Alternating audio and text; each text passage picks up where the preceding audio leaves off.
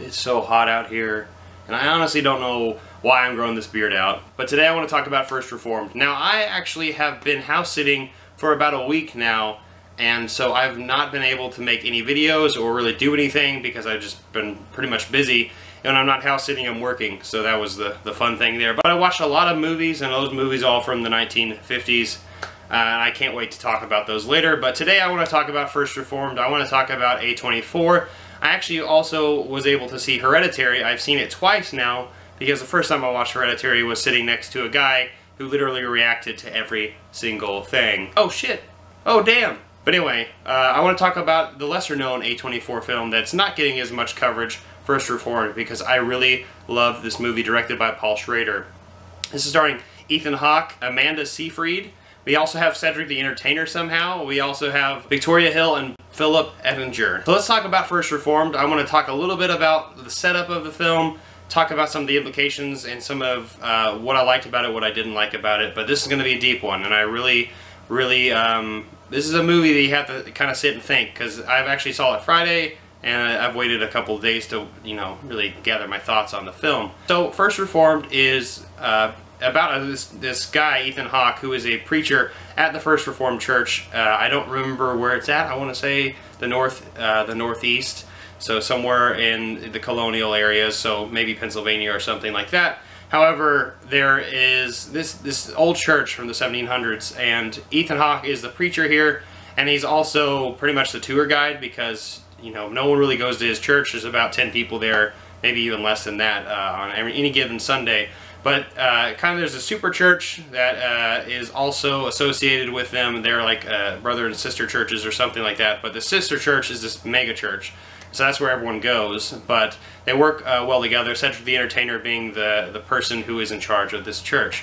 Now, Amanda Seyfried and her husband are attending Ethan Hawke's church. And what happens at the very beginning of the film is you notice that Ethan Hawke is kind of talking... it's over a narration in his head. You can hear, as an audience member, the narration of what he's going through. He's like, I'm starting this journal, and once I'm done with this entire process, I'm going to be burning this journal and expunging all of my sinful thoughts and feelings about all these things going on. So what happens is Amanda Seyfried is really worried about her husband, who just got out of jail for eco-terrorism. Her husband is kind of crazy and really is unstable and unsettling. And so at the very, very beginning of the film, Ethan Hawke goes to console this guy, and pretty much is kind of shaken by this entire experience of what they're talking about, this really intense dialogue scene near the very beginning of the film, which really is just enchanting, just from based on some of the words spoken to each other and the emotion of the actors. It was just so powerful, and you just get enveloped in this entire process. And so they get into this unstable argument, and then the events unfold from there. And I'm not going to get too much into it because I really want you to see this film. But I do want to talk about some of the implications of this film and what this film really meant to me. So this film really discusses extremism, faith, and figuring out what to do with it all in the real world and what to do with it in the next life, because that's what this whole thing's about. Is about, God and being a shepherd for the planet. That's what we're pretty much figuring out, because based on this eco-terrorist who is talking to Ethan Hawke's character, they're trying to figure out this balance, and it really makes Ethan Hawke question his own faith, his own purpose in life, the events that have happened in his past that really have shaped where he is right now, which is really important and paramount to his character and the things that he does. And that's something that I really loved about this film. This film is all about extremity for faith-related reasons, and the far end on the environmental activism as well. And this film is very shaking. It's it's a film that really envelops you into the world itself. In fact, from the opening shot, you see this really controlled nature from Paul Schrader. Just from the opening shot, the cinematography just envelops you into this small but very contained world that is really not very...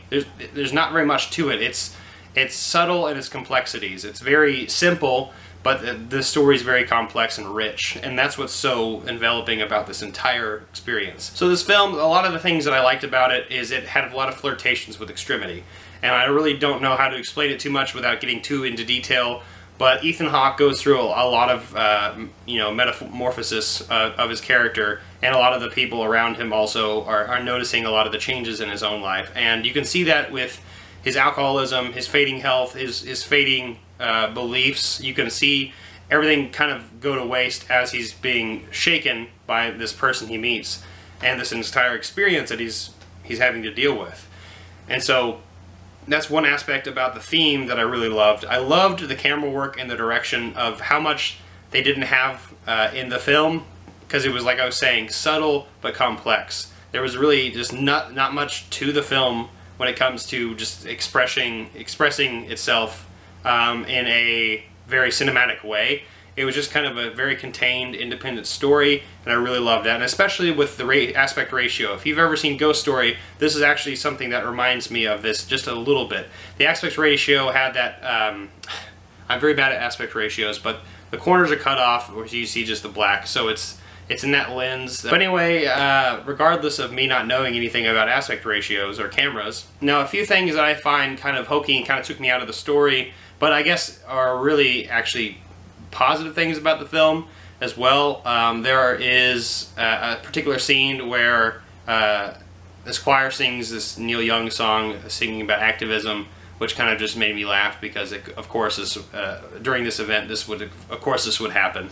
And so, but that's really not much else into this film. A little bit too political for me as well. Sometimes this world, especially this world that Paul Schrader is trying to envelop, which is actually just a reflection on the reality of what's going on in our world, it gets a little too realistic for me. And in fact, I actually thought this was a little bit more horrific than Hereditary. Hereditary was fantastical and really dealt with mental illness on top of the supernatural, but this one, it felt supernatural, but also just really enveloped into the real world. And so you see a little bit of that politics leaking in there, and it kind of upset me just a tad, because I really don't like politics too much in my film, but actually it worked out really well for the message of this film and how it was portrayed. And so I actually give this movie a 5 out of 5. This is one of my favorite movies of the year. I really loved this movie. I highly recommend it. It's not a film for everybody. It's a slow burn. It's a film that definitely takes some thought to talk about, and especially afterwards. This is why it's so hard for me to put all the words that are coming out of my mouth onto the camera right now. But I want to thank you so much for checking out this review for First Reformed. I know it was a little choppy. I haven't reviewed a movie in quite some time, actually, so I want to thank you so much for that. Please give this video a like, comment down below. I want to hear your thoughts on First Reformed. Have you seen it? Have you seen Hereditary, the more known A24 film? I want to hear your thoughts on that, because I love that movie as well. But I'm not doing a review on it, so whatever. Please also share this video and also subscribe, and I'll see you next time. I'm not jonesing around.